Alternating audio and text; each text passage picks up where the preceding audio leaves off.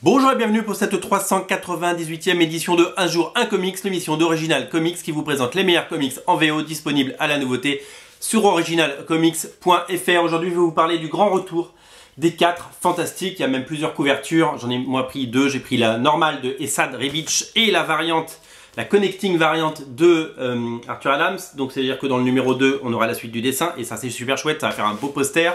Les retours des 4 fantastiques après des années d'absence, vous le savez, pendant des années on n'a pas eu de 4 fantastiques.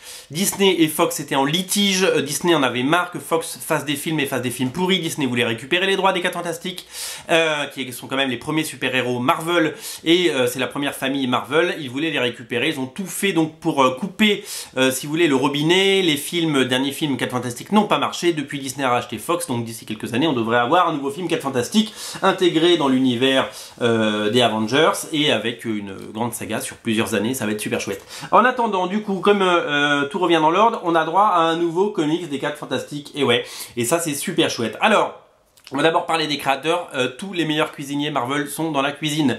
Avec Esad Ribic aux couvertures, on l'a dit, des variantes cover par Alex Ross, par Mark Brooks, par Arthur Adams, un truc de dingue. Dan Slott au scénario. Dan Slott, il vient de terminer son run historique sur Spider-Man. Il a fait 10 ans sur Spider-Man. Alors, il y en a qui ont aimé, il y en a qui ont détesté. Il y a eu des très bonnes périodes et il y a eu des périodes un peu moins bonnes. C'est normal, c'est la vie d'une série et d'un scénariste. C'était plutôt satisfaisant.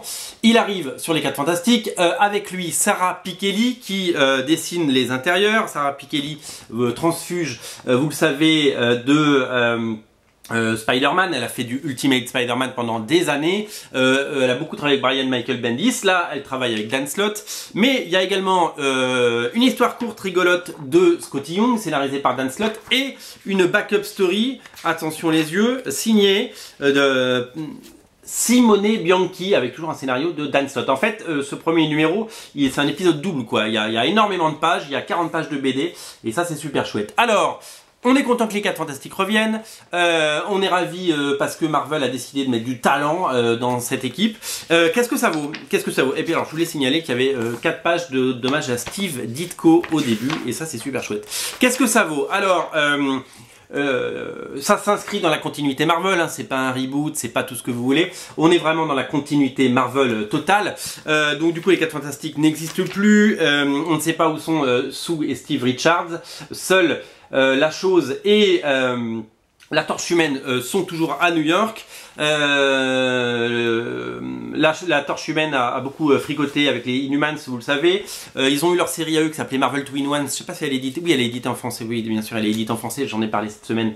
Et donc du coup, bah voilà, ils sont un petit peu tous désemparés. Et en fait, plus on avance, en fait, c'est très bien parce que si vous êtes un nouveau lecteur, les premières pages, elles vous mettent tout de suite dans le bain. C'est-à-dire que ça résume en gros, mais de façon très maligne, tout ce qui s'est passé. Et là, on voit tout le talent de Dan Slott. Donc là, ça c'est des flashbacks qu'il y a évidemment avec les 4 fantastiques de l'époque, comme ça on voit un petit peu tout le monde. Les personnages secondaires sont là, comme Alicia notamment, et en fait on découvre un peu le quotidien de la vie de Johnny Storm et Ben Grimm à New York, et qui sont un petit peu tristes de voir que leurs amis et parents, et enfin sœurs, ne sont plus là, voilà, et beaux-frères. Donc du coup voilà, un très bel épisode, et une très belle mise en bouche. On sent que Dan Slott aime, on sent qu'il aime les 4 fantastiques, on sent qu'il aime ses héros, et ce premier épisode est une réussite parce que moi je suis pas en guerre, je déteste les reboots ou les relaunchs où le premier épisode n'est pas intelligible pour les nouveaux lecteurs. Là pour le coup, si vous avez jamais lu 4 fantastiques, même si vous n'avez pas su ce qui s'était passé avant, eh bien c'est pas grave parce qu'ils font un petit peu table rase et qu'ils vous expliquent un petit peu avec des termes très simples, voilà, ce qui va se passer. Sarah Pichelli a un peu changé de style de dessin, c'est plus rough, c'est plus mais c'est toujours très élégant.